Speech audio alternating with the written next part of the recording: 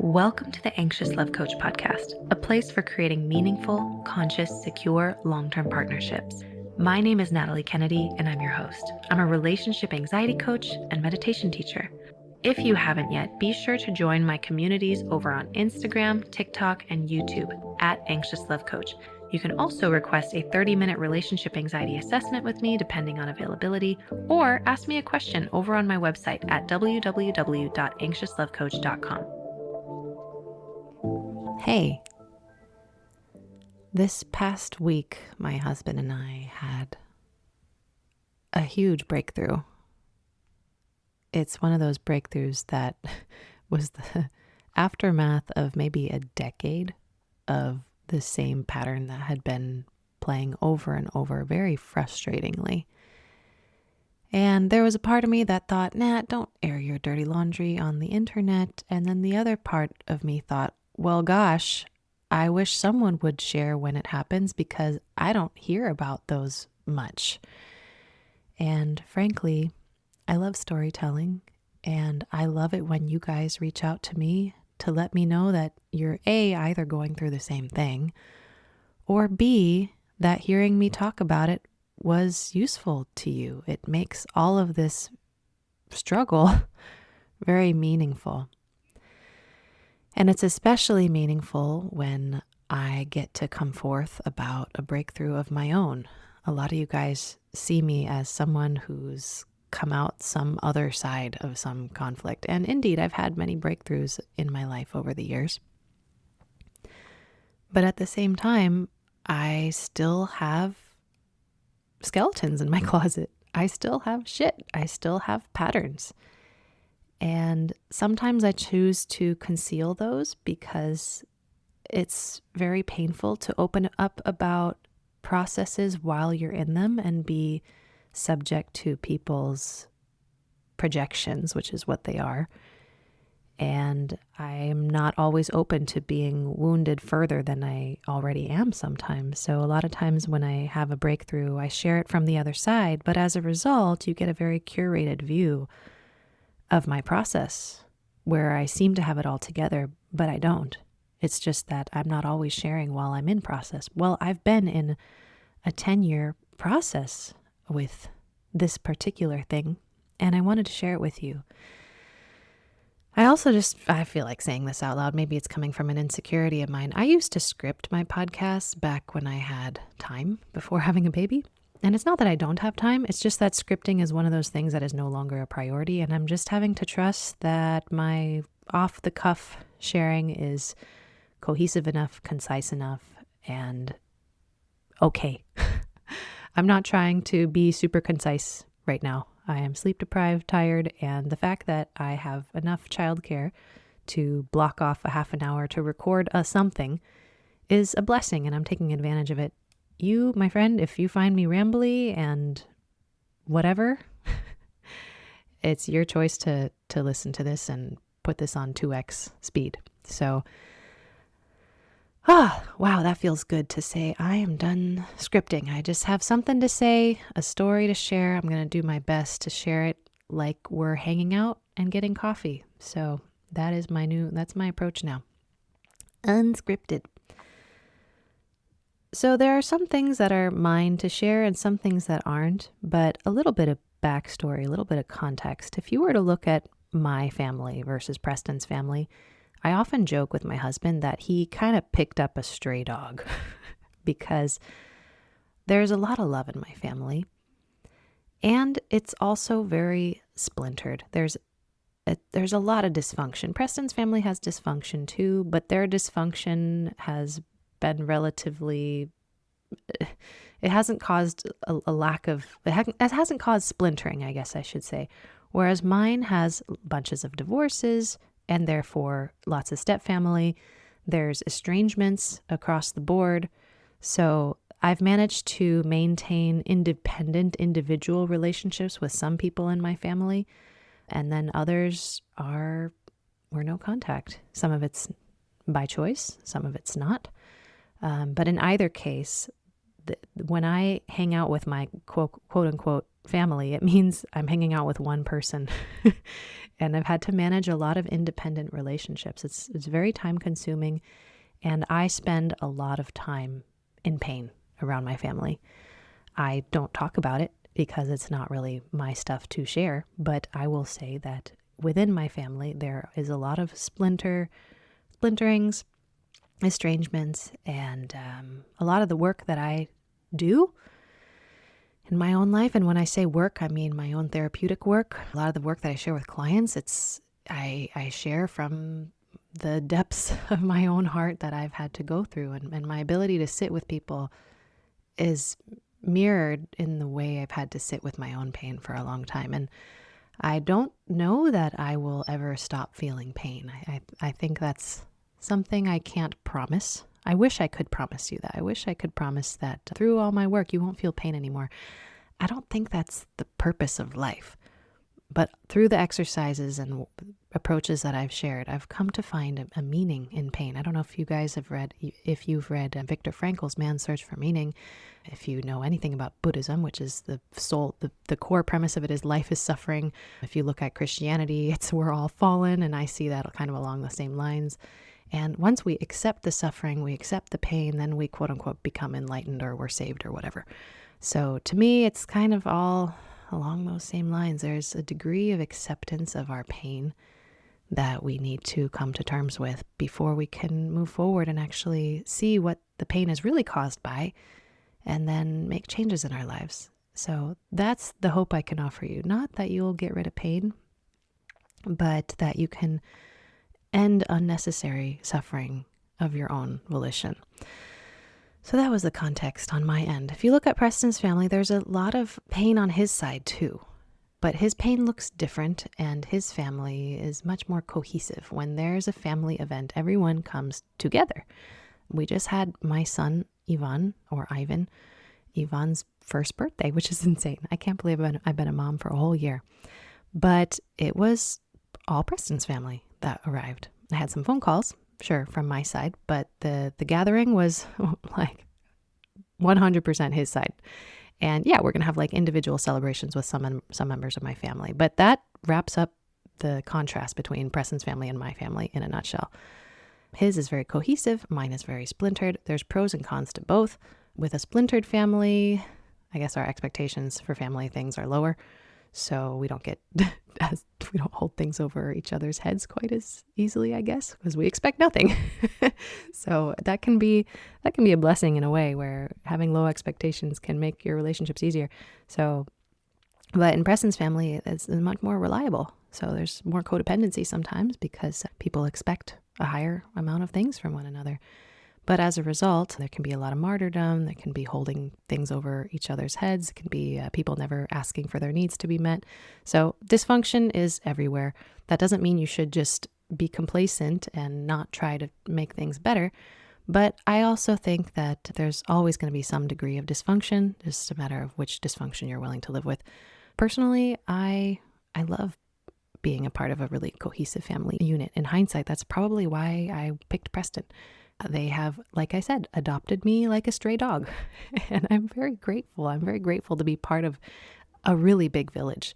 Part of the reason I'm able to be recording this is because I have such a wonderful village. People who love on my son as much as I do and take care of him. And I don't, as difficult as motherhood is, having no support is not one of the things I struggle with. And it's in part because I'm accepting of some degree of generational trauma that's going to come with Preston's family passing it down, at peace with some degree of dysfunction, because I think on some level you pick up on the dysfunction of the village, or you forego the village and then you only pass on your own dysfunction. I'm like, hey, you're going to pass on some kind of dysfunction. So which dysfunction you want? Just your own or the dysfunction of the village? I chose the dysfunction of the village.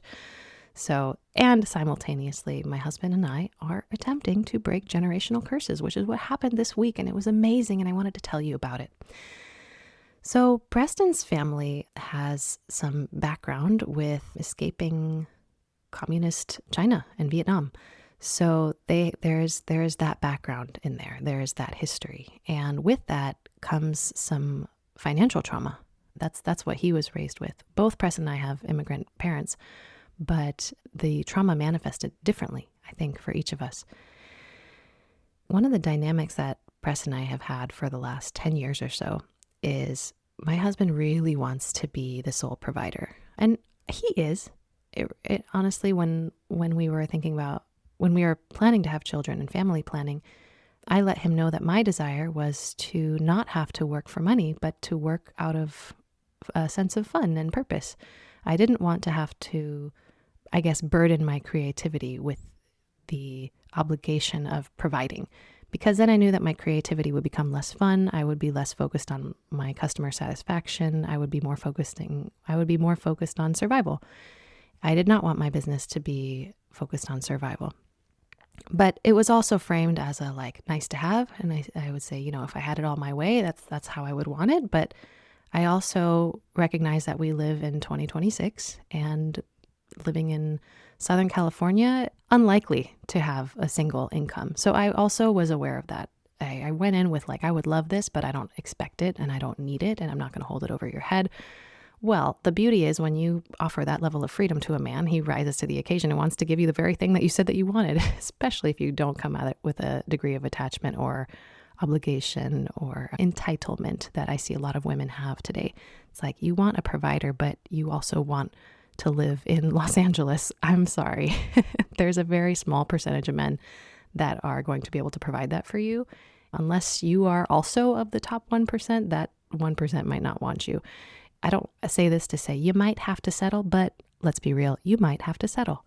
And settling doesn't mean you're going to be with a partner that's unhappy. Settling could mean you might temporarily in the beginning of your marriage be a dual income household. Okay, welcome to life. You might not have it all your way. Okay, so when we both have an attitude of this humility in marriage, then you can love one another.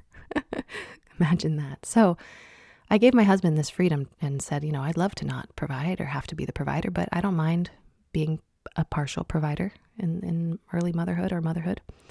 So he rose to the occasion. He started a business, and in my view, he's doing very well. He's paying all of our major bills, and I'm so grateful for that. And he's still a new entrepreneur. He's in the first couple years of his new venture. Honestly, I think it's doing wonderfully. But when you take on big risks in entrepreneurship, sometimes those risks don't pan out. Sometimes you want something, you have something in mind, you want to build something, you take a risk with hope and it just doesn't pan out, and then you're shattered. And so sometimes when Preston's expectations were not living up to themselves, he would go into this really dark spiral place. He would get really depressed. I would talk to my girlfriend. I'm ashamed to say this, but my husband's not my editor and I don't think he's listening to these. And I don't think he'd be that mad if I said this, but sometimes I would kind of tongue-in-cheek joke to my girlfriends that when he goes into these states, it's like being around an Eeyore. He loves us so much. He loves me and my son Yvonne so much. He wants to provide for us. He wants to take care of us. And whenever something gets in the way of that, he feels really wounded and sad, and he goes into this dark place of unworthiness. And I think early on in the relationship, I was really accepting of this. And then I started to not be.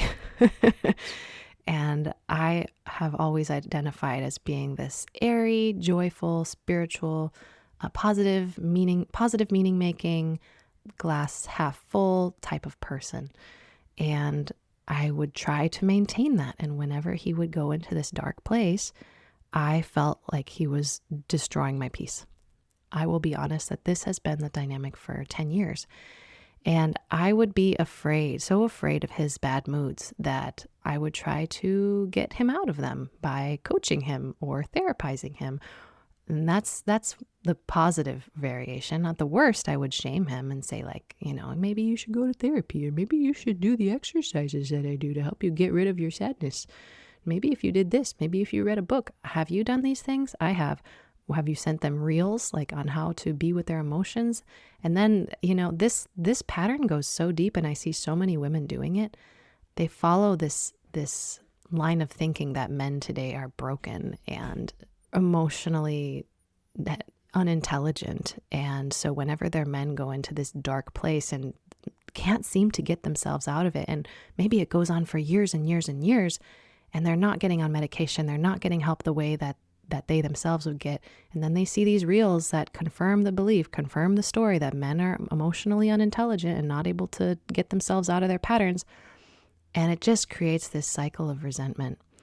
And I will be honest that I have been in that for quite some time.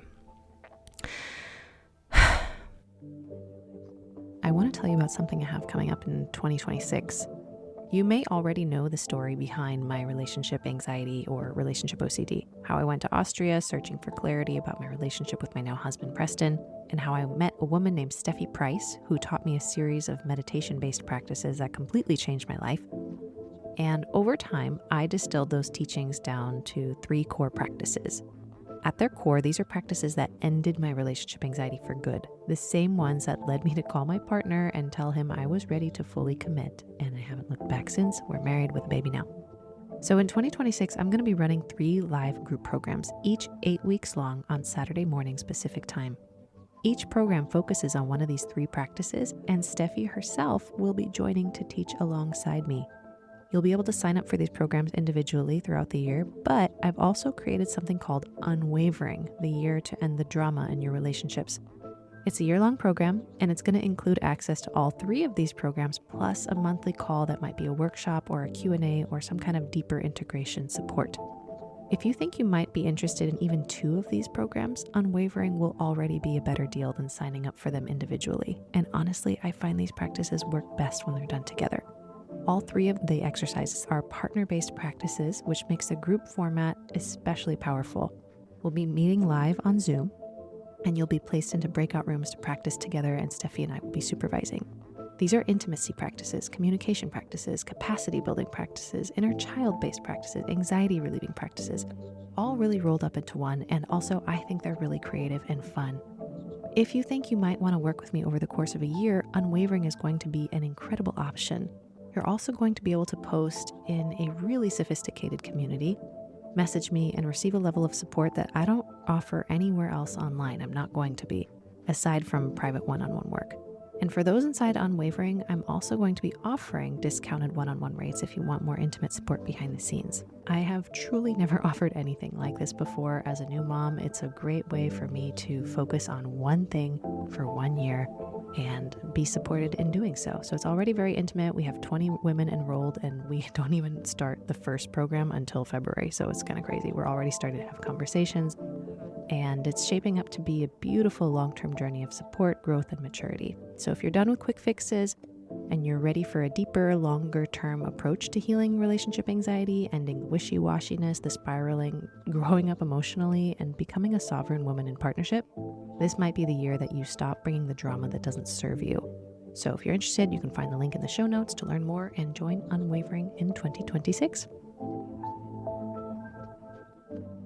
And then the other day, about 5 days ago, my husband was in it again. He was in that dark place.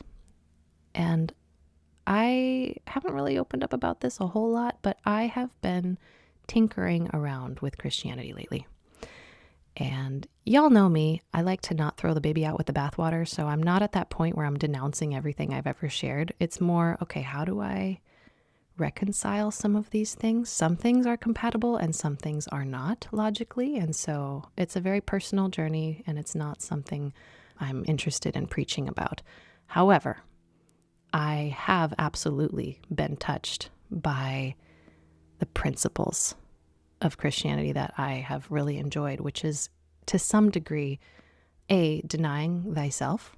What I mean by that is not being, the way I'm choosing to interpret that and share right now, deny thyself means to not be so freaking selfish and not demand that you always get things your way, like to drop the entitlement you have to things. And the second thing that I've really just had drilled home by Christianity is the projection. There's one verse, I'm not going to name it, about like, quit pointing out the piece of wood in your brother's eye and notice the log in your own eye, something like that. And that really, that's a quote about projection. Like, quit pointing fingers when you got 3 pointing back at yourself. My goodness.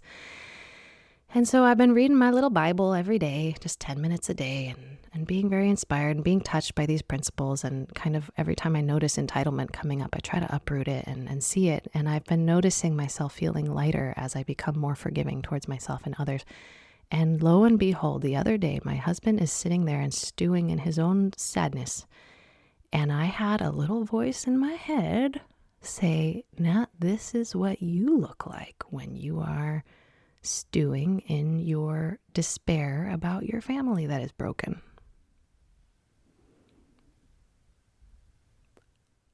I was shocked. I was like, oh, because when I'm in it, you can't pull me out. It's my kryptonite. My family is my kryptonite. My broken family is if you want to hit me in a spot that hurts, that's where it is. And you can't just coach me out of it. You can't just tell me logic. You can't just tell me to look at the bright side. I've been doing consciousness exercise, polarity work, rewriting history, all these trauma techniques. I've been doing therapy for the greater part of the last decade. And it has helped, absolutely, but it hasn't gone away. If you hit me just right, down I go. And you can't get me out. And I know that. And I wish I could change it about myself. And it's actually, I'm getting to a point where I'm accepting I might not be able to. I might need to just accept, like a stain on the carpet that you try to get out, but you can't quite get the stain out completely.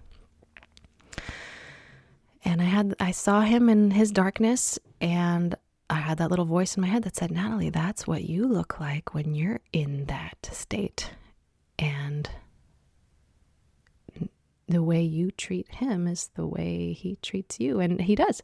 Whenever I get into that state, my husband tries to coach me out of it, and I hate him for it. And when he goes into that state, I try to coach him, and he hates me for it. We won't say, I hate you, I stop. We'll pretty much say something along the lines of, yeah, I know you're right. And then we feel a little less seen. And then years go by, and we feel more and more lonely.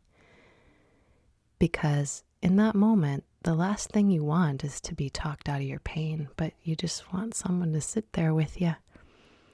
And as soon as I realized that I was looking at, not my husband, yes, my husband, but I was looking at a version of myself. And then I thought, oh, well, how do I want to be? How would I like to be treated when I'm in it? And right away, I thought I would want someone to say, come here, and then just hold me and sit with me. So that's what I did. I all of a sudden felt a ton of compassion, and the opposite impulse arose in me. And I said, come here, babe. And I just held him quietly, silently. And I felt his whole body go soft. And he said, this feels good. And I said, yeah, me too. And later I shared with him the realization I had, and he was flummoxed, to say the least. And he said, oh my God, I have been doing it back to you too. I am so sorry. And I said, I am so sorry too. And both of us realizing that we each have a stain on our proverbial carpets. And we've been trying so hard, scrubbing these carpets, the stain on our carpet, trying to get it out, and we can't seem to get it out, no matter how hard we do, and we're tired. And what we've been doing is pointing at the other person's carpet. You're not working hard enough. It's still there. I still see it. I guess I'll just have to live with you. And then this conversation just made us realize, like, oh, shit. The mirror that we really are. And I had this moment of like, oh, this is why I married you, because I wanted to heal with you. And I don't know, I share this not knowing if you're in that situation, but I just want to share that the humility has been working a lot better than entitlement in my marriage, especially the first year of parenthood, I'll tell you that. So the attitude has shifted in the marriage now to one of acceptance and kind of like, well, who am I to tell you to get your shit together? I don't have my shit together. And now it's the sadness has been coming up for each of us. And I think we're both a little uncomfortable with the idea of just kind of letting it be, letting the other person be, letting the other person go through their thing without trying to fix it. And I see firsthand how when you accept your partner, you accept yourself. It's a relief to be here. I feel seen in my marriage again in a way that I hadn't been feeling seen. I have a good, wonderful husband, but now there is an emotional component that opened up that hasn't been there for a while. And it feels good. It feels really nice. So I'm sure there's more repair to be had. Parenthood has done a number on us. But I wanted to share that as a story of humility and projection. Projection is when you point out the flaws in someone else that you yourself have. That's a negative form of projection. It can also, there's positive projection too. When you look at someone and think, oh, you're so wonderful, you're so this. Those are qualities you have too that you don't think you have. And so you think you need that person in order to give it to you. Whenever you get a crush on someone, whenever you fantasize about someone, heck, if you have an ex that you're fantasizing about, you think they have some quality, and they don't. They have the opposite quality as well, I promise, because we're all whole. There's just the qualities that we reveal and the qualities that we hide. But to a degree that we disown qualities within ourselves, we will see them in the other person. And it's sometimes it's hard to see how we hide from ourselves by pointing out the things in others. So maybe you love something about someone else. You have that too. You can love that you have that too. Maybe you're not displaying it. Maybe you're not living it. And so you're seeing it in everybody else but yourself. But it goes in the negative realm as well when you point fingers. And it's not like literal, like, oh, that person's an alcoholic and I judge them and that means I'm an alcoholic. No. But maybe you can see it as a metaphor. In what way do I do what they're doing? In what way do I participate in a similar dynamic? So if someone was abusive to you, you don't have to think, oh, I do the same abuse. It's more, in what ways do I abuse myself and others? And you may find that it's there. It might not look the same way, but can you admit to being a perpetrator? These things are worth looking at. So that's my story about projection. And when we're willing to examine ourselves in this way, through our examination of the other in our relationships, we come to know ourselves more deeply. We come to practice forgiveness of ourselves and others. This is the stuff of life, I think. So yeah, this week on Saturday, Anxious to Spacious starts. I want to tell you about it. I won't take too much of your time. But there's this phenomenal exercise that I practice every single week with a friend of mine who is also versed on the practice. It's called consciousness exercise. I learned it from my teacher, Steffi Price. And the exercise was created by Christian Meyer, who's German. And it's a beautiful practice on learning how to sit with your feelings without reacting. And in relationship, this is an indispensable skill that you need to have, the ability to delay reacting so that you can deepen yourself as a human being and practice restraint and not sabotage your relationships. Anxious to Spacious is the study of this exercise in a group format over 8 weeks. It's a partnered practice. So the nice thing about a group is that you'll be given lots of opportunities to practice with other people learning the exercise and also figure out its applications to your relationships. Anxious to Spacious is the first trimester of my year-long program, Unwavering, a year to end the relationship drama. You can still join Unwavering. It's a much cheaper rate to join for the whole year. And any workshops that I do this year, which will be 12 of them, a mix of workshops and Q&As. Those are all going to be free if you're part of Unwavering. If you're part of Anxious to Spacious, you do not get that benefit, so it might be worth it to you. Unwavering members also get DM access to me for the year, which sounds crazy, but I already let everyone in Unwavering know that I'm trusting that some people will need it more than others at different times. And if I ever feel overwhelmed, I'll let you know, or I'll suggest a one-off. There is the benefit of a small group of people who are willing to invest in a year long of work. You're going to get that benefit. So it's super worth it. I don't know that a lot of people realize what they're getting as part of Unwavering. It's pretty amazing. But if you just want to do 8 weeks learning consciousness exercise on 8 Saturdays for 2 hours, you can just sign up for the one trimester inside of Anxious to Spacious and learn this one exercise called consciousness exercise. So I'll link both of those down below if you want to take a look. If you're hearing this late and you're not sure if it's too late to join, just check on the links and you can find out whether they're still open. Unwavering, you can join pretty much through the whole first half of the year, and then the second half of the year I'll probably discount it. So I haven't decided on that, but if you're ever completely unsure, you can email me, Natalie@anxiouslovecoach.com, or you can just DM me on Instagram. Most of the time I see it.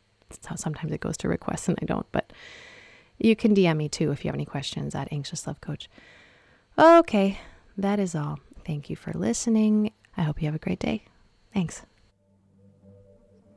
Thanks so much for listening to the Anxious Love Coach today. If you loved this episode, please hit that subscribe button, leave a review, and follow me on Instagram, TikTok, and YouTube, and maybe share it with someone that you believe might benefit from these perspectives. If you would like to work with me, head on over to my website at anxiouslovecoach.com to explore different tiers of coaching options and online programs.